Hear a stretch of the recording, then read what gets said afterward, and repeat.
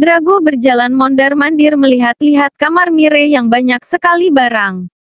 Kau bisa tidur dengan kamar yang sumpek seperti ini. Petik 2. Mire menjepitkan bibirnya seraya menatap Drago sebal. Memang iya sih, kamarnya sangat banyak barang. Mulai dari peralatan lukis. Juga beberapa buku tentang seni lukis yang sedang dipelajari Mire. Bisa, tubuhku kan kecil. Drago menatap sebentar Mire, lalu menghela napasnya.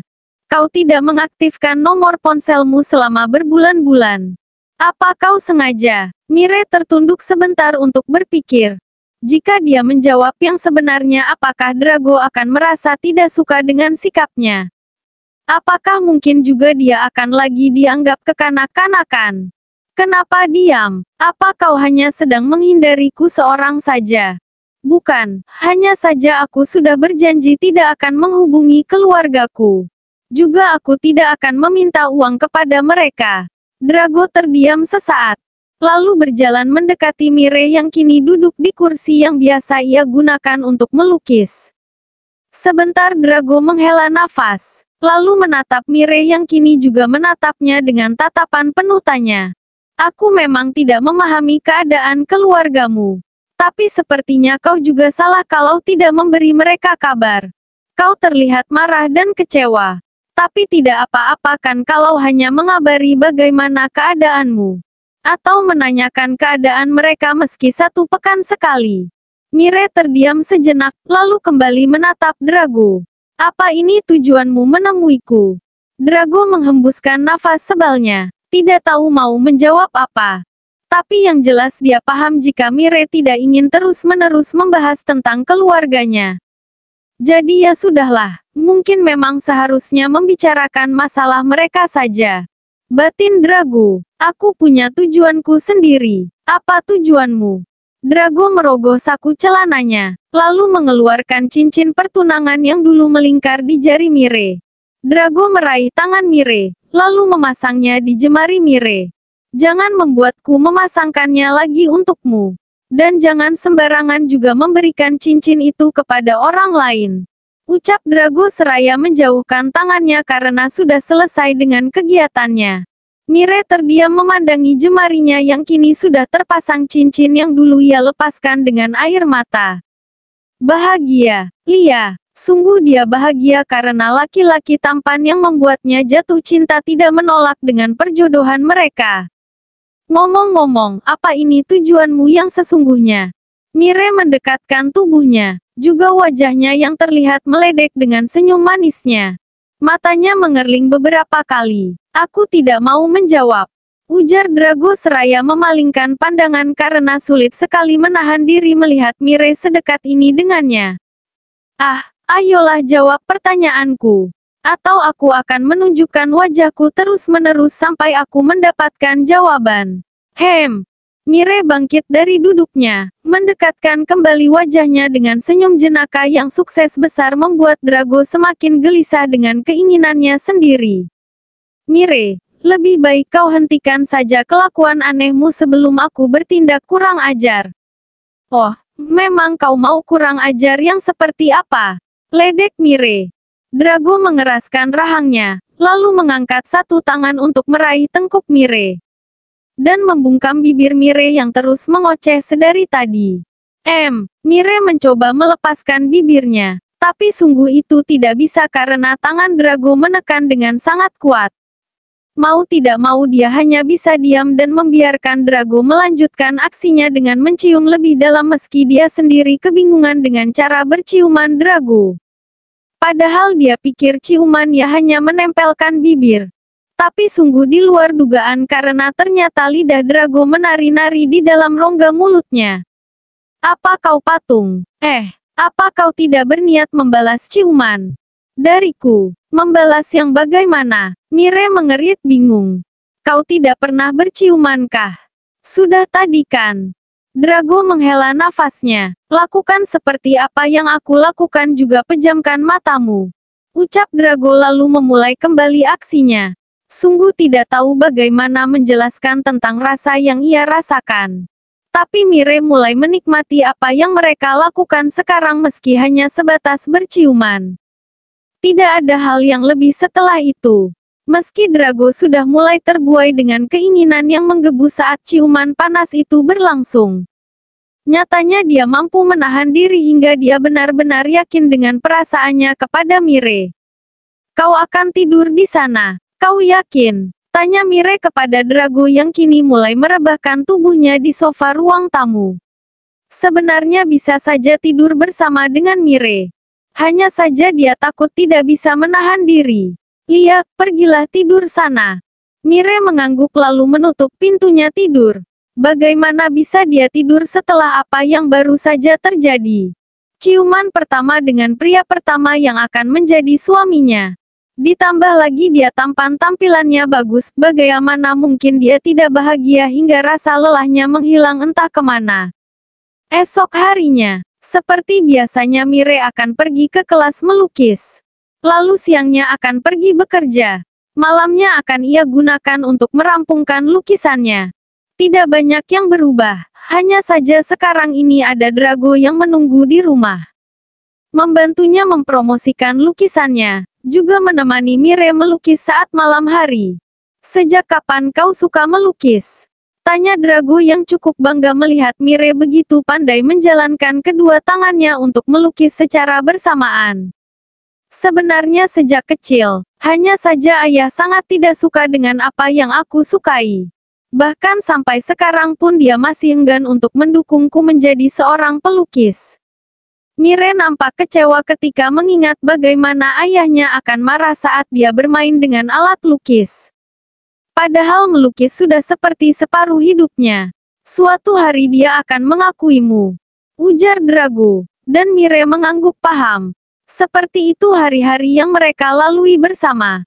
Tapi saat weekend, Drago dan Mire menghabiskan waktu untuk menonton film, memakan makanan tradisional sesuai keinginan Mire.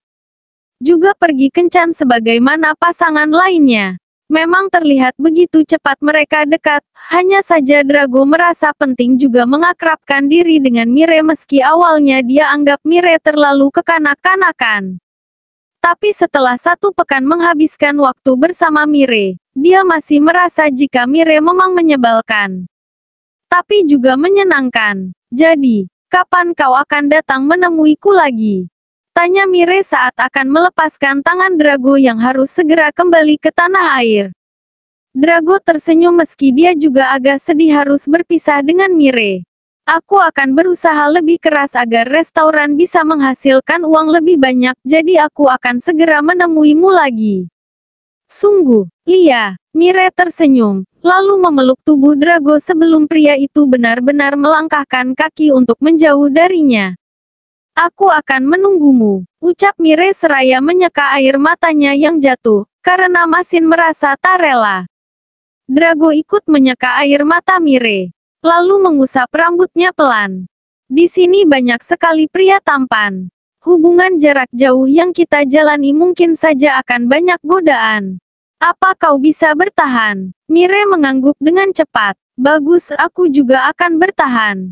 Jadi mari kita tepati janji kita ini, dan saling memberi kabar setiap hari." "Lia, aku akan menepati janjiku. Kau juga harus begitu." Drago tersenyum. Tentu saja. Tak jauh dari mereka, seorang pria dengan setelan jam hitam tersenyum miring seraya memasangkan kacamata hitam di wajahnya. "Yang aku inginkan, pasti akan kudapatkan," ujarnya seraya pergi menjauh.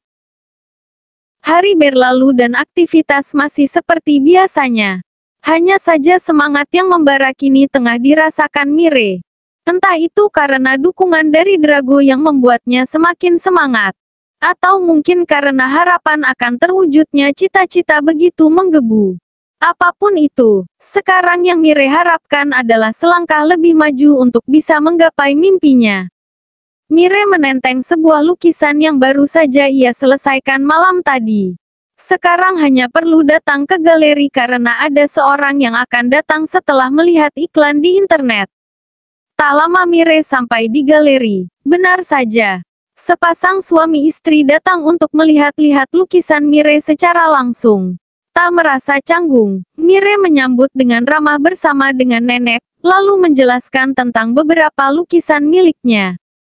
Juga lukisan milik mendiang Nicky sesuai dengan yang ia tahu dan ia rasakan saat melihat lukisan itu. "Jadi kau yang namanya Mirelia?" tanya si wanita tersebut.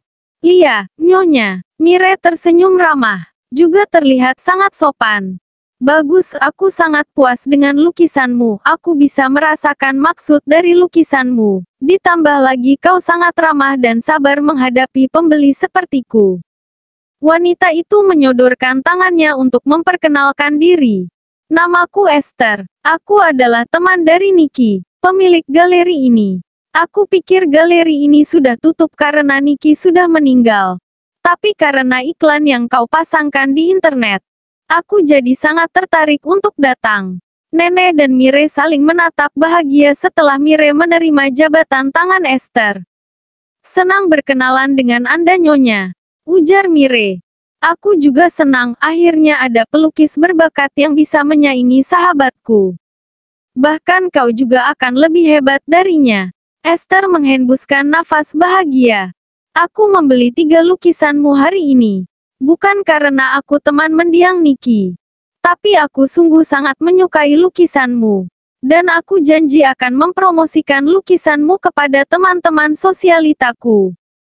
"Terima kasih Nyonya Esther." Mire menatap nenek dengan bahagia. Juga memeluknya karena sang nenek tak dapat menahan harunya hingga terlihat ingin menangis. Semenjak hari itu, Nicky Galeri semakin ramai dikunjungi. Dan setiap harinya juga ada saja lukisan yang terjual. Keputusan untuk resign dari kafe juga sudah Mire ambil beberapa waktu lalu agar dia bisa melukis dengan fokus. Dan untungnya juga ada satu temannya yang mau menitipkan lukisan-lukisannya di Nicky Galeri sehingga menambah banyak jumlah lukisan di sana. Sudah 2 bulan berlalu, dan Mire masih semangat seperti dulu. Memang pernah merasakan lelah dan bosan, tapi saat mengingat sumpahnya kepada keluarganya, semangat itu kembali muncul. Ditambah lagi Drago yang selalu menghubungi lewat panggilan video dan terus menyemangatinya. Jadi mana bisa dia bertahan dengan lelah, serta yang sesaat itu. Seperti kegiatan sebelumnya, Mire dan nenek akan menjaga galeri. Sembari membersihkannya karena tidak sedap dipandang juga kalau ada debu yang menempel di sana. "Selamat pagi." Mire membalikkan tubuhnya untuk menatap suara pria yang ada di balik punggungnya. "Selamat pagi. Ada yang bisa dibantu?" Pria itu tersenyum tipis, lalu melepas kacamata hitamnya. "Oh, banyak sekali yang harus kau bantu." Pria itu tersenyum dan menunjukkan dengan jelas betapa gagah dan tampannya dia. Tapi sayangnya Mire malah tidak bisa melihatnya dengan jelas karena pria paling tampan baginya adalah tunangannya sendiri yaitu Drago. "Jadi, bisa jelaskan seperti apa yang bisa saya bantu?" "William, kenapa kau ada di sini?" sapa nenek yang rupanya tahu siapa pria tampan itu. Pria itu adalah William Corel, atau anak dari Nicky Corel yang artinya dia adalah cucu kandung sang nenek. William tersenyum, lalu berjalan mendekati nenek dan memeluknya. "Apa aku tidak boleh datang, Nek?" Nenek menghela nafasnya, lalu mengusap pipi William dengan lembut. "Karena kau akan kacau saat berada di galeri, nenek mengkhawatirkanmu." William tersenyum, lalu sebentar menatap Mire. "Aku rasa aku akan baik-baik saja mulai sekarang, Nek." Mire mengerit bingung. Kenapa juga harus melihat ke arahnya? Kenapa juga harus tersenyum di akhir kalimat? Sungguh aneh dan tidak bisa dimengerti. Batin Mire. "Galeri ini akan mengingatkan terus tentang ibumu. Kau jangan memaksakan diri," ujar sang nenek yang masih merasa khawatir. "Aku sudah melatih diri selama beberapa bulan terakhir untuk bisa berdiri di galeri ini lagi, Nek. Jangan khawatir, aku akan baik-baik saja karena ada hal yang harus aku lakukan mulai sekarang." Nenek mengerit bingung. "Apa yang akan kau lakukan di sini? Kau kan tidak bisa melukis juga tidak tahu menahu meski dulu sering menemani ibumu di sini." William tersenyum miring. "Bukan melukis seperti itu, tapi melukis hati, Nenek." "Ngomong apa sih? Gerutu nenek yang tak paham dengan maksud cucunya. Sudah berlalu berbulan-bulan, nyatanya Darrell masih saja tidak bisa merelakan Drago. Dan membuang perasaannya seolah tak terjadi apapun setelah goncangan besar di hatinya. Hari demi hari dia lalui dengan perasaan sedih. Sedih karena tidak bisa mendekati Drago. Sedih karena pria itu malah semakin mencoba untuk menghindarinya. Pernah dia bertanya, apakah dia dan Mire melanjutkan hubungan. Tapi jawaban itu tak pernah dia dapatkan kepastian setelah Drago memberikan jawaban yang mengambang dan bisa diartikan iya atau tidak. Juga, sebenarnya dia tahu jika apa yang dia lakukan ini adalah tidak benar karena memaksa perasaan seseorang untuk sama dengannya. Tapi mau bagaimana lagi kalau cinta itu lama-kelamaan malah akan membuatnya menjadi egois dan mengedepankan apa yang diinginkan hatinya. Darrell, sapa Ibu Ana seraya membuka pintu kamar anak sulungnya. Ibu, Darrell bangkit dari duduknya yang tadi melamun di depan jendela, lalu menuju ibunya berdiri. Apa yang kau pikirkan? Kita turun dan makan malam ya?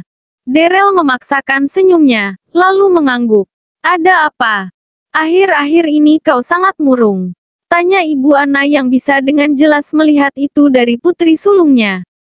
Darrell terdiam sesaat, lalu menatap manik mata kebunya. Ibu, aku sungguh tahu jika apa yang akan aku katakan adalah hal yang memalukan juga bodoh. Tapi aku juga tersiksa kalau harus menahannya terlalu lama. Ibu, aku terus berharap agar Mire betah di luar negeri dan tidak kembali. Ibu Ana tersentak dengan mata tajam karena kaget dengan ucapan putri sulungnya itu. Ibu, kalau Mire kembali, Drago pasti akan memilih dia dibanding aku. Aku tidak akan bisa menerimanya ibu. Darrell meraih tangan sang ibu, memegangnya erat dengan tatapan yang amat pilu. Darrell, ucapanmu barusan apa kau sadar? Mire adalah adikmu, bagaimana bisa kau bicara seperti itu? Darrell menyeka air matanya. Memang kenapa? Banyak kan orang yang menyukai Mire. Apa tidak bisa merelakan Saka Drago untukku? Dia bisa kok mencari pria lain. Bu Ana menggeleng tak percaya jika Darrell akan menjadi seperti itu. Kau sudah keterlaluan, Darrell.